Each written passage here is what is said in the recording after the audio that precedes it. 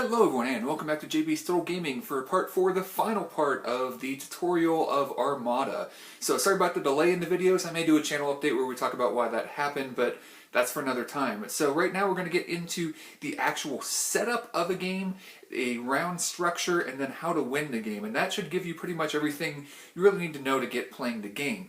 Now, why are we doing setup in the last video? Well, it's a lot of just rules things. I didn't think it would really make a lot of sense why you'd want to set things up until you really know how to play the game. And now that you kind of know how these things work, hopefully the round structure will actually make sense. So this is kind of the key components, the things you really need to know how to play the game, and the other videos are kind of more in-depth looks at each one of these things so that you can understand these steps. Let's bring it all together, see how to set things up, see how to run around, play 6 rounds, and win the game, hopefully. Alright, now when playing Armada, it's suggested to have a 3x6 map. So we're going to have 3 feet going up and down the vertical, and then 6 feet going across. So now there are a lot of 3x3 play mats, so you can have 2 of them and just put them next to each other. You can measure out a space however you want to do it. The play mats are nice, but they're an expense that you may not want to invest in right away, but if you end up really enjoying the game, it's something that I definitely suggest getting.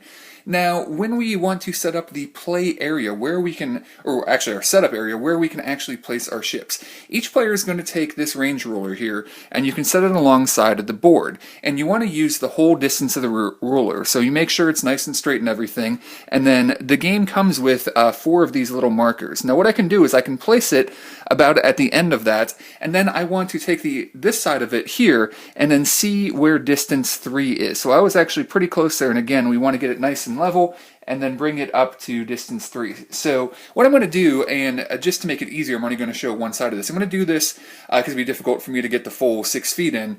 We're going to do this on each side of the map so that we have 2 of these markers so that at the end of the day, we're going to have this play area stretching along this line, and basically the edges of the board, and then up to a certain point we won't be able to place in. And then in this rectangle that we're going to have is where we're going to be able to place our ships. Alright, next we're going to talk about the next 3 steps of the process. Gathering your components, determining initiative, and choosing an objective. So, you remember when we talked about fleet setup before, and you're going to have your ship cards, you're going to have your upgrade cards, you're going to have your potentially squadron cards, and all that stuff. So you're going to see who has the most points. Now you're actually going to determine who has the least number of points. Now you have a point value you can't go over, but whoever has the least number of points gets to determine who the first player is. They don't automatically become the first player, they get to choose who the first player is, and that's a big distinction. If there's a tie, you can flip a coin to see who determines the first player. Whoever is the first player is going to take the initiative token.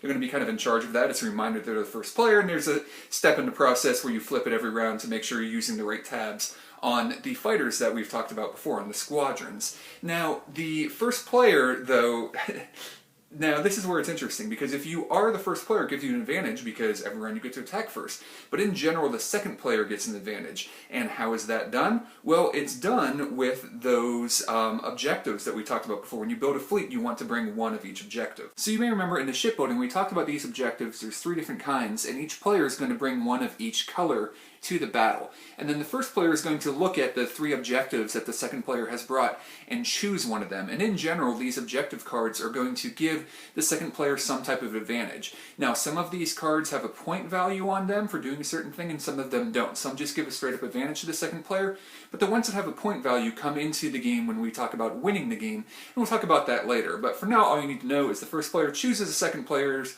one of their objective cards, and follows all the instructions. There may be a certain rule during setup that we haven't gotten to actually setting up the ships yet that you have to apply and things like that. There may be special rules during the game, there may be rules at the end of the game, or point values that you can be assigned. So basically follow the rules on the objective card. So next up is placing obstacles. You may remember before we talked about the asteroid field, the debris field, and then the space station. There's 3, 2, and 1 of those respectively. And each player is going to, starting with the second player, going to place one of those. Now the rules for these are pretty simple. They can't be placed within range 3 of any of the edges of the board, and they can't be placed within range 1 of each other. Now just to take a look at the back of the book here will give you a pretty good example of kind of a completed setup. You can see the play area where we have marked off off at range 3 and all the distance from the edge. Each player is going to place their ships, and then the obstacles here are going to be placed in this rectangle kind of in the center. Now next up is deploying ships. Now to make things a little bit simpler here, I put a second marker here. Now this isn't obviously the full width of the play area, or the placement area that we'd be able to use, but just to give you an example, I went ahead and placed one down. Now when you start placing ships, you start with the first player, and the first player is going to have to place a ship, but the reason they have to do that is because you can either place a ship or squadrons on your turn. The thing is squadrons have some specifics how to be placed. So let's talk about a ship first. If I place one ship, the base has to be entirely in the play area, so I wouldn't be able to stick it out further like that. I wouldn't be able to go to the side. Basically, anywhere in my deployment area, excuse me. I can angle it any way I want as long as the entire base is in there, and if the edge of the model is sticking out over the edge, that's no big deal as long as the base is in there. I'm also going to set my speed down and announce to my opponent whatever speed I've set it to. The only rule being it has to be a speed available to that ship. Now you can't set to 0 initially, but you can go down to 0 later in the game if you remember talking about that. So basically any speed 1 or above available to your ship, you can set it at to start. So this would be legal placement, and then my opponent would place a ship. So if my entire fleet consisted of this interdictor and these 2 fighters, I'd have to place the interdictor first, because when you're placing squadrons, you place 2 of them at a time, and then you have to place them within range 2 of a ship you already have out there. So basically the squadrons have to have come from somewhere. They can't just be floating out in space. They need to be supported by a ship. So if I want to, though, I can actually place squadrons outside of my deployment zone. So that would be a legal placement because they are within 2 of a ship. So that's kind of one of the weird things to remember about squadrons. Now you can place multiple squadron sets close to a ship and try to delay placing your other ships and see where your opponent goes if you have more squadrons. That certainly is a tactic that you can use. But in general, remember, the rules of thumb, you place 1 ship or 2 squadrons, and if you only have 1 squadron left, though, you have to finish placing all of your ships before you place that last squadron. Now, the last 2 steps are pretty simple. Prepare other components, so basically shuffle your damage deck, make sure you have everything available to you. You can use the round markers the game provides, or a die or something like that to keep track of the rounds. So basically, you have all the stuff you need, and cleanup, which involves removing these things from the play area. And there you go, you're set to begin round 1. Alright, so here it is, bringing together everything we've learned. Let's go through a round. Now for this example, we're going to use an interdictor that has a TIE Fighter and a TIE Interceptor nearby, and we're going to use a Nebulon B frigate that has some headhunters nearby to kind of pretend that this is everything left on the board, and we'll go through an entire round of play. So the first thing we're going to do is the command phase, and you may remember we talked about all this before, and let's say the Imperial player is the first player, so we're going to reveal that they use an engineering token. Now in this example, they haven't taken any damage, they don't have anything to do with their engineering, so they're going to determine, I'm going to take an engineering token. Well, they revealed their engineering on their dial, and they're going to take a token instead of doing an engineering action right away.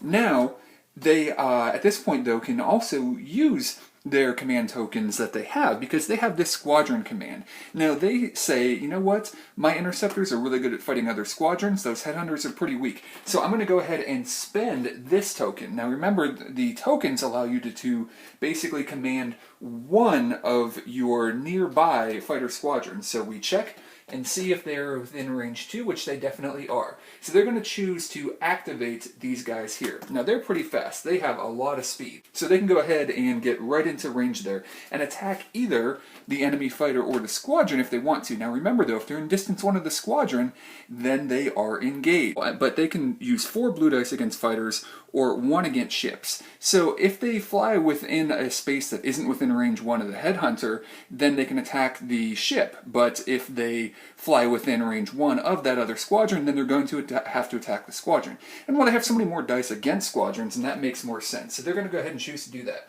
So they're going to choose to activate, they're going to flip their dial over to the other side. So this guy's going to fly right up to here, and he's going to declare an attack on that squadron. So he is now activated, and he's going to roll 4 blue dice. So we'll go ahead and do that here out on the board, and we see that we got an accuracy. Now if this is just a plain headhunter that doesn't have any special abilities, that's not going to matter. We got 2 hits and a crit. You may remember that crits don't normally count against in any fight involving fighters. So we're going to go ahead and take the headhunter here, and it's taken 2 damage, so we're going to take it down from the 3 down to the 1. So at this point, basically, this guy has 1 hull point left, which is kind of a bummer for him. And then we have revealed it as part of the ship phase, is the first thing we do is reveal the command dial. So we'd already set our command dials previously in the command phase. We then reveal it at the beginning of the ship phase, and we go through all the commands that we can do, and then we attack. Now here's the tricky thing. Now, at this point, I'm not quite within range. So if I'm not quite within range, I don't have anywhere I can attack. I'd only be able to attack with one red die right now anyways, but I don't have an attack that I can do. So we look at our speed, we're going speed 2, so we're going to go ahead and do a speed 2 maneuver. So we're going to do, I don't know, maybe just a real gentle turn here. So we will click speed 2 up there at 1, we will place that in our notch here, and then we'll go ahead and turn slightly. So now we have moved up to here. Reveal a command dial, attack, and then move. Now we go back to the rebel player who has a ship they haven't activated yet. And normally you go back and forth activating ships and going through this process. You start the round by everyone doing command phase, setting up their command, and then you go back and forth with the ships, revealing your command dials, attacking, and doing a maneuver. Now, the frigate over there is in a nice position because it has two things going on. First of all, it has revealed that it has a concentrate fire token, or a concentrate fire command. Now it also has a concentrate fire token. So at this point it would be silly to take a token because it already has one, and you can't have two of the same, so that would be useless. So it's going to go ahead and use it now. And you remember the token allows you to use an extra die, and then the command allows you to use an extra die, and then the token allows you to re-roll. So we're not going to use the token just yet, and we're definitely within long range. So we can declare where we want to attack, and we could actually attack either the front or the side on this interdictor. So we're going to say we're going to attack from our front onto the side of the interdictor because it has less shields. So we've gone ahead and used our command dial. So instead of attacking with the 3 red dice that we normally would, we're actually going to be able to attack with 4. So let's go ahead and do that. So you can see we've done pretty well here. We've gotten a total of 3 hits and a crit. Now let's say in this example the interdictor hasn't used any of its defense token. It has 2 contain, a brace, and a redirect. So we can go ahead and say use the brace in order to reduce that damage down from 4 to 2, and then we can redirect and actually send both of that damage, say, to the front because we're expecting to take more damage on the side later. So there we go. We've used defense tokens to reduce and redirect damage, and there goes the attack. Hey, super quick edit here. Just a reminder, that frigate actually could have made a second attack. Remember, ships can declare 2 attacks from 2 different hull zones, and there was an enemy squadron that was alongside its side arc, so it could have used its side arc to make an attack on the enemy squadron to tie interceptors there, and I forgot to do that. I just want to point that out, though. They could have definitely done a second attack before they did their maneuver. Now, after all the ships have finished activating, so we do a maneuver with the Nebula on B, the squadron phase would happen. So this guy, because the Imperials are first, would be able to go. Since he doesn't have anyone in range, though, he wouldn't, and he's not able to attack and move into squadron phase, he could just activate and move up. But the Headhunter, again, you can either attack or move, but it's definitely engaged with squadrons, so it would just go ahead and do an attack. So that would finish out the squadron phase. We then go to the status phase at the end of the round. We'd ready all of our defense tokens, things like that. If we had any tapped upgrade cards, we'd do that. We would flip the initiative token so that we would remember that now we're going to be activating from the red side starting next round. And we would place the round token or spin the die or whatever we do to signify we're going to the next round. And we play through 6 rounds, and that's the game. So how do you win? Well, there are actually 2 ways to win an Armada. One is to destroy all your enemy ships.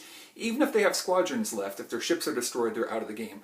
Or 2 is at the end of the round, whoever has the most points win.